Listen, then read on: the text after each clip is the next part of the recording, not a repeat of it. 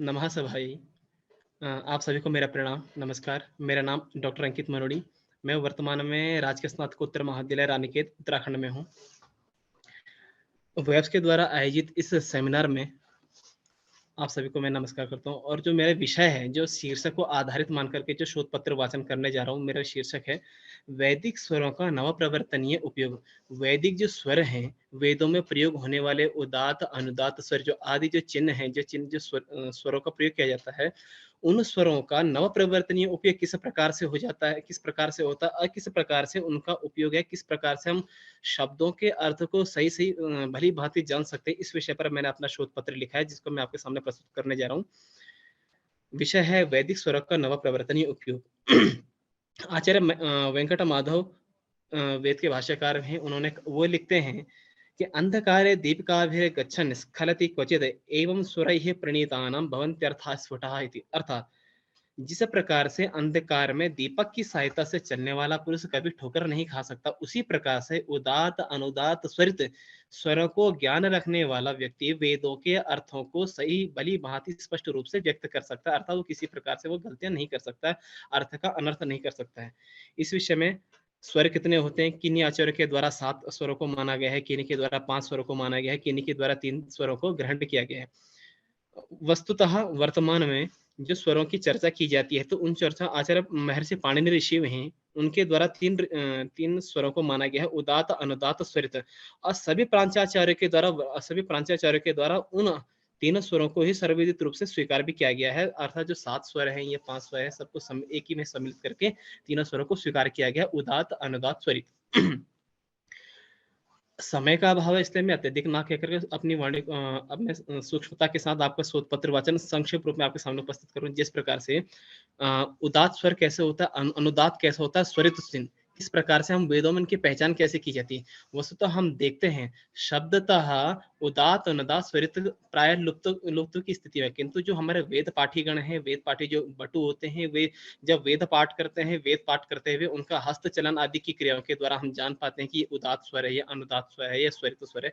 उससे हम इसका ज्ञान करते हैं। महर्षि पांडे ऋषि भी कहते हैं अनुदात हृदय मूर्धन्य उदात उदाहृतः स्वरितः कर्णमूल्य सर्वास्य प्रचा स्मृता। इस प्रकार से वहां पर महर्षि पाणिनि भी अपने पाणिनि शिक्षा में कहते हैं। मैं स्वरों के विषय में कहना चाहता हूँ कि इसका जो उदात, अनुदात और स्वरित जो वैदिक स्वर है, उनका नव प्रवर्तनीय उपयोग कैसे है। जैसे कि हम एक पद आता है अर्यः पद, एक महर्षि पांडे द्वारा सूत्र लिखा अर्यः स्वामी वैश्ययोः, ये सूत्र लिखा गया अर्यः स्वामी वैश्ययोः। यहाँ पर जो अर्य पद है, अर्य पद का 2 अर्थ है। एक अर्थ होता है स्वामी, दूसरा अर्थ होता है वैश्य। अर्थात अर्य पद के 2 अर्थ हैं, वैश्य और स्वामी। अब यहाँ पर कभी जब हम अर्य पद का उच्चारण करते हैं, अर्य पद का वाचन करते हैं, तो वहां मन में जिज्ञासा उत्पन्न होती है कि अर्य पद के किसको ग्रहण किया जाए। अर्य पद से स्वामी पद को ग्रहण किया जाए अथवा अर्य पद से वैश्य पद को ग्रहण किया जाए, किसका ग्रहण करें। ऐसी स्थिति में हम जहां पर हमको अर्य से स्वामी का ग्रहण करना है, वहां पर हम वैश्य का ग्रहण ना कर लें, या फिर हम अर्य से जहां पर हमको वैश्य का ग्रहण करना, वहां स्वामी पद का ग्रहण ना कर लें। इससे क्या हो जाएगा, अर्थ का अनर्थ हो जाएगा। जैसे कि हमारे महाभाष्यकार पतंजलि हुए, वो कहते हैं यथैव ही शब्द ज्ञाने धर्मः एवं अवशब्द ज्ञाने अपि अधर्मः। जिस प्रकार से साधु शब्द के ज्ञान से धर्म होता है, उसी प्रकार से अपशब्द के ज्ञान से अधर्म भी होता। अतः हम अपशब्द करके अधर्म के भागी ना बने, इसलिए हमें साधु शब्दों का ज्ञान होना आवश्यक है। और साधु शब्दों का ज्ञान किस समय पर किस शब्द के द्वारा किस अर्थ का बोधन किया जा रहा है, क्या कहा जा रहा है, सही सही अर्थ कैसे लिया जाएगा, ये हम स्वर माध्यम से ही ज्ञान कर सकते हैं। जैसे अर्य पद में 2 अर्थ है, अर्य पद के 2 अर्थ हैं, स्वामी और वैश्य। तो कब अर्य पद का अर्थ स्वामी होगा, कब वैश्य होगा, इस विषय में आपके सामने बतलाने जा रहा हूँ। जैसे अ, एक सूत्र है स्वामिनी अंतोदातत्वम। जब हमारे मन में जिज्ञासा होती है अर्य पद से कब हम वैश्य को अर्थ को ग्रहण करें और कब स्वामी को ग्रहण करें, तो ऐसे आचार्य कायतन द्वारा एक वार्तिक लिखा गया है स्वामिनी अंतोदातत्वम। अर्थात जब अर्य पद अंतोदात होगा, क्योंकि जब भी उदात अनुदात स्वरित चिन्ह लगेंगे हमारे अचह स्वर अ ई उ री री ए ओ आई औ, जो ये हमारे 9 स्वर वर्ण हैं, इन 9 स्वर वर्णों में ही हमारे उदात अनुदात स्वरित चिन्ह का प्रयोग कर सकते हैं। तो अर्यः पद में यहाँ पर 2 स्वर वर्ण आ जाते हैं, एक तो अकार आ जाता है और दूसरा यकारोत्तरवर्ती अकार आ जाता है। तो ऐसी परिस्थिति में यकारोत्तरवर्ती अकार जब उदात हो जाएगा, तो उसके तुरंत ही बाद ही आचार्य पाणिनि द्वारा लिखा गया अनुदातम पदमेक वर्जम, जो कहता है उदाताचम विहाय विहाय शेषम अनुदात्तम। उदात अच को छोड़ करके जो शेष अनुदात होते हैं उनको अनुदात उदात उदात अच को छोड़ करके जो शेष स्वर वर्ण होते हैं उनको अनुदात हो जाता है। तो जब अर्य पद यकारोत्तरवर्ती आकार जब उदात हो जाएगा तो उस पक्ष में हमारा यकारोत्तरवर्ती आकार जो उदात हो गया है और जो अ है वो हमारा अनुदात हो जाएगा। जब स्वामिनी अंतोदातम तो इस पक्ष को लेंगे तो उस पक्ष में जब अंत उदात्त स्वामिनी अंतोदात्तम इस वार्तिक की सहायता से अर्थ का ग्रहण किया जाएगा कि जब अंत उदात होगा और आदि अनुदात होगा उस समय पर इस अर्य पद का अर्थ होगा स्वामी, ऐसा अर्थ लिया जाएगा। और जिस पक्ष में हम अंतोदात ना करके अर्य पद को आदि उदात कर देते हैं, आदि उदात मान लेंगे कि भैया आदि उदात कैसे होता है, कहाँ पर, तो वह दो पद हैं, अर्य में भी दो पद है, एक अ दूसरा यकारोत्तरवर्ती अ, दो पद अर्थात दो स्वर वर्ण है। तो इसमें जो आदि अ है इसको हम उदात कर लेंगे। और जैसे ये उदात हो जाएगा तुरंत के बाद आचार्य पाणिनि का सूत्र है अनुदात्तम पद में एक वर्ण उदात अच को छोड़ करके जो अन्य उस पद में अन्य जो स्वर वर्ण है उनको अनुदात हो जाता है। तो जो हमारा इस समय पर अ है आदि उदात अर्थात आदि वर्ण हमारा उदात हो जाएगा। तो आदि वर्ण हमारा उदात अ उदात हो जाता है। इसको छोड़ करके जो यकारोत्तरवर्ती आकार है वो अनुदात कहलाता है। अभी अनुदात कहलाएगा जिस पक्ष में अंत उदात था उस पक्ष में अर्थ हो जाएगा हमारा स्वामी, और जिस पक्ष में अर्घ्य पद आदि उदात हो जाएगा उस पक्ष में हो जाएगा वैश्य, ऐसा अर्थ हो जाएगा। तो इस प्रकार से उदात अनुदात स्वरित इन तीन स्वरों के द्वारा जो हमारे वैदिक स्वर हैं इन स्वरों के द्वारा हम यह जान सकते हैं कि भैया किस समय में किस पद का क्या अर्थ होता है और इसका सही सही अर्थ क्या होता है। तो हम ये स्वरों के माध्यम से अर्थ का निश्चय करने में समर्थ हो सकते हैं। यदि जैसे हम अनेकों भाष्यकार हैं उन्होंने इसका मतलब अर्थ किया है, लेकिन सही सही अर्थ हम कैसे, जब तक हमें स्वरों का ज्ञान नहीं होगा तब तक हम सही सही अर्थ का निर्णय करने में असमर्थ भी होंगे। अतः हमें साधु शब्दों का ज्ञान कैसे हो स्वरों के माध्यम से ही किया जा सकता है। अतः ये सारा विषय जो है हमारा उदात्त अनुदात्त स्वरित है, इस विषय को लेकर के मैंने इसका किस प्रकार से प्रयोग कर सकते हैं, कैसे इसका प्रयोग होता है, और इसी विषय को आधार मान करके जो मैंने अपना पूरा थीसिस का कार्य किया कि मतलब किस प्रकार से हम जो वैदिक पद है वैदिक पदों को लेकर के कैसे उदात होता कैसा है, अनुदात होता कैसा है, स्वरित होता कैसा है, किस प्रकार से हम उदात कहाँ लगता है, किस सूत्र के द्वारा लगता है।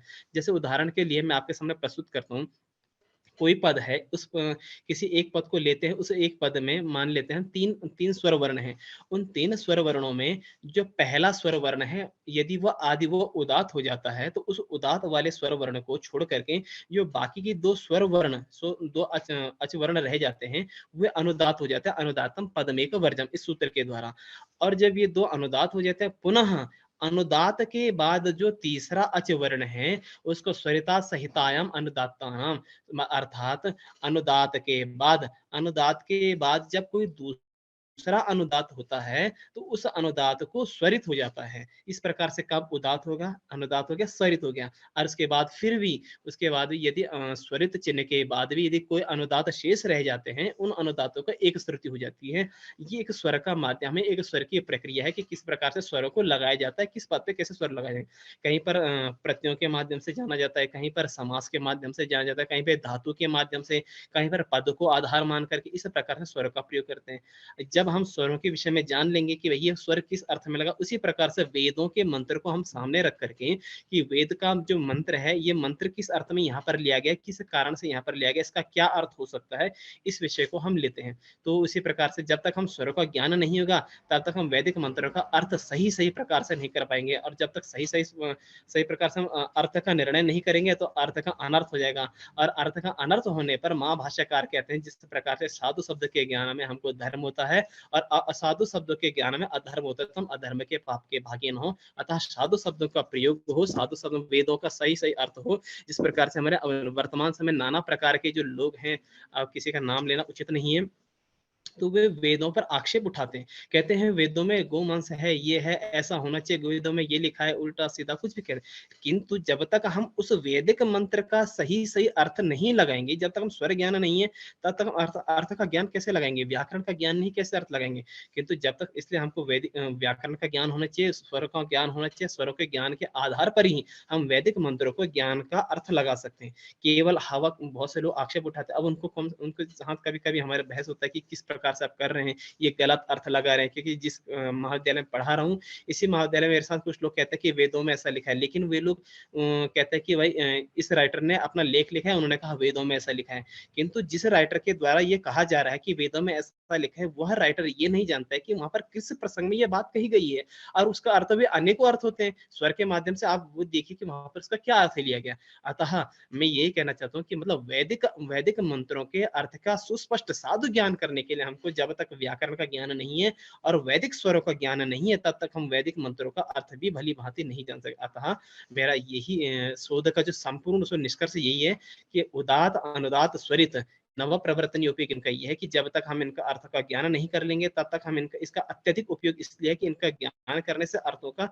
सही से निर्णय किया जाता है और इनका हम अर्थ का निर्णय कर सकते हैं, जिससे हमको वैदिक मंत्र के ज्ञान में काठिन्य उत्पन्न नहीं होता है। इसी यही मेरा शोध पत्र। जय तो संस्कृतम, जय तो भारतम। आप सभी का बहुत बहुत धन्यवाद।